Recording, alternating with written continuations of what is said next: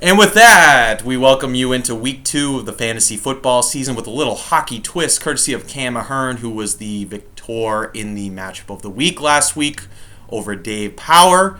Welcome again to the predictions. My name is Drew Garino, here to proudly say that last week was a very successful week for me in the predictions, going a whopping 5-0. However, lot of injuries and changes to fantasy lineups this week. Can't remember a week 1 where there was this much roster turnover already on the season. With that, we will bring you now the action for this week. Again, continuing with our segment of the one up, one down tradition. First matchup we are going to look at is the 1-0 Sean versus the 0-1 Steve DeFerrari. For Sean, my one-up for the week is Drew Brees versus Tampa Bay. Love the matchup. Love Brees at home. Tampa looked horrible last week, giving up a whopping 4 touchdowns to Marcus Mariota in the first half of the game. Drew Brees here. Marcus Mariota here. Drew Brees up this week.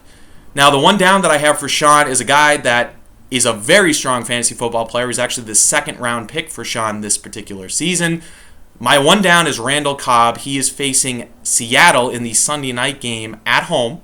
The reason why I don't like Randall Cobb this week, he's a little banged up with that shoulder injury. He didn't look like his complete self last week. I don't love the matchup here. You could see a lot of Richard Sherman for Seattle. I still think he'll be okay, but not the Randall Cobb that we're used to seeing. So I don't love Randall Cobb this week against Seattle.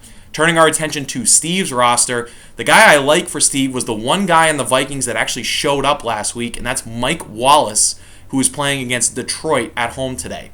Mike Wallace led the team in targets, led the team in receptions last week in the loss against San Francisco. Detroit secondary right now is completely banged up. They have a cornerback. Their starting cornerback is going to be out for this game. Mike Wallace could be the guy that exploits that matchup. A guy that I was very high on earlier in our draft recap, and I know Sean was as well, is Doug Martin. He's a guy that I'm actually down on this week. Doug Martin is going to be at New Orleans. They're going to be down early, and I don't like his chances of getting a lot of touches in this game, particularly on the ground, being down by so many points. So with that all into consideration, I'm going to go with Sean to take this week's matchup against Steve. Next matchup we'll look at is Dennis versus Dave. Both these gentlemen come into this matchup as an 0-1 record. First, looking at Dennis's roster, a guy that was just a monster last week, almost enough to give Dennis the victory over Sean, is Jordan Matthews. Jordan Matthews is playing against Dallas at home. We all know that he is the number 1 receiver for the Eagles. They like to chuck the ball a lot, and they work very quickly. All of those things add up to a big Jordan Matthews week 2. A guy that I'm down on that had a very good game last week is Danny Woodhead. Danny Woodhead is playing at Cincinnati. I don't think you're going to see him exploit the Cincinnati defense like he did with Detroit last week. I know he got 2 touchdowns last week, but I don't see him coming through with that type of performance. I don't think he's going to be a great starter this week. He'll still get touches. I don't like him as a starter this week for Dennis's team. Turning our attention to Dave's team, who else for the one-up segment for Dave but Odell Beckham Jr.? Now, I know he wasn't great last week for the Giants, but this Atlanta secondary is Swiss cheese. They are horrible. They are horrible, horrible. The Giants are going to make a statement after their debacle of a finish in week 1. I like for the Giants to bounce back in a big way, and I think Odell Beckham Jr. is going to be the guy responsible for that turnaround. Looking at a guy that I don't like is a guy that did not do well last week with the tune of 0 catches for 0 yards and 0 points is Sammy Watkins, who is, of course, playing our New England Patriots at home in week 2. Sammy Watkins, traditionally against the Patriots, has not done well. Granted, Revis was there, Browner was there, all of that stuff. I don't think he's going to have a great game. Tyrod Taylor remains to be seen. So I don't like Sammy Watkins this week. Looking at the matchup as a whole, I'm going to go with Dennis this week to take down Dave. Next matchup that we have is Bill, who is 0-1, and against Bud, who is also 0-1 on the season. First, Bill's roster. The guy I love this week, it makes sense. One up, DeMarco Murray versus Dallas.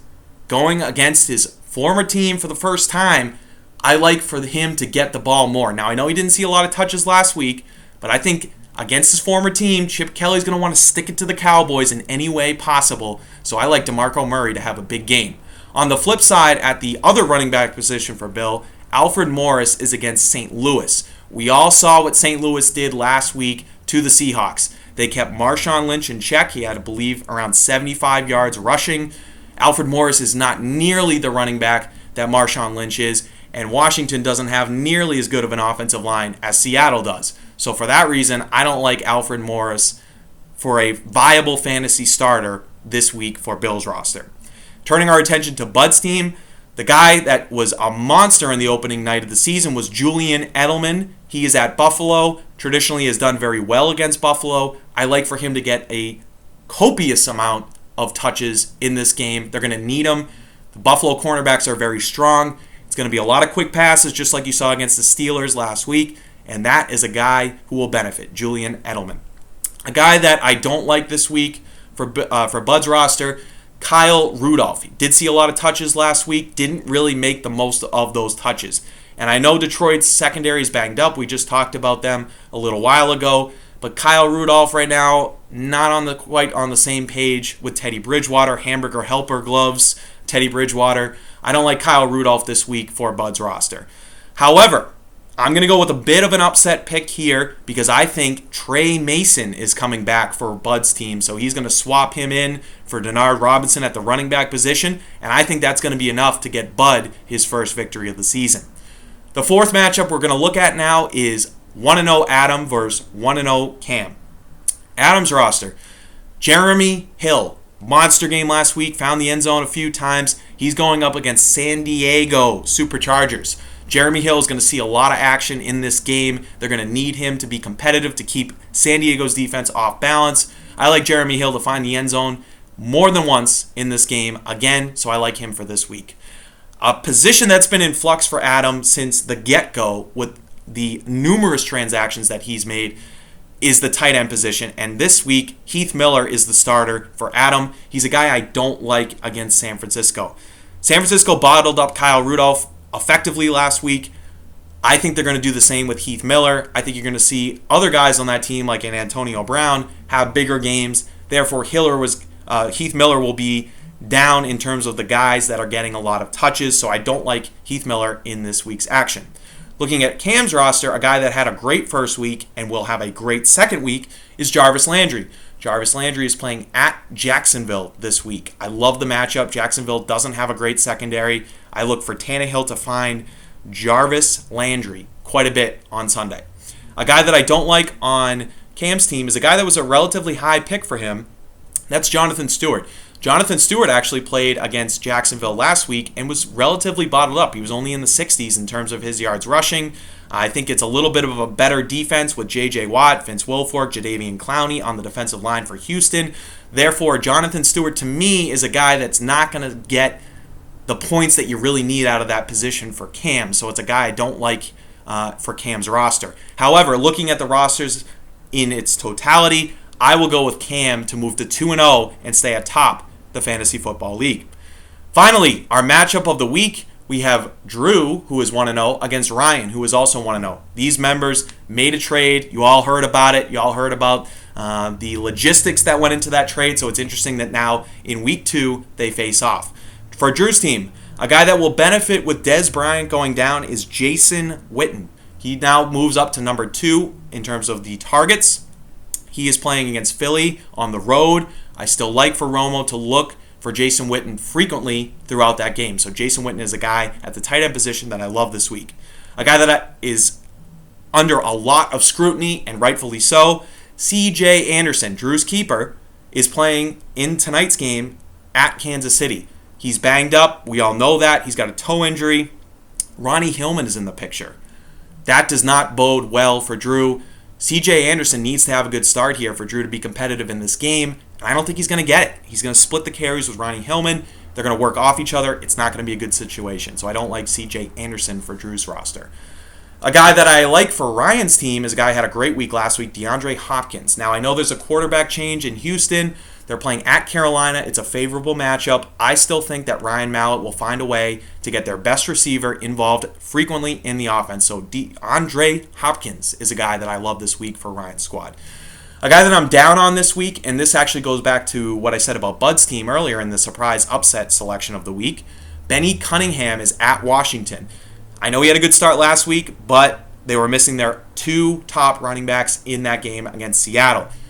I'm anticipating that Trey Mason is going to be back in the lineup. He will be inserted in Bud's roster, and that is going to not bode well for Benny Cunningham's chances for Ryan's squad. So I don't like Benny Cunningham. There were a lot of other guys on the waiver wire that Ryan could have targeted.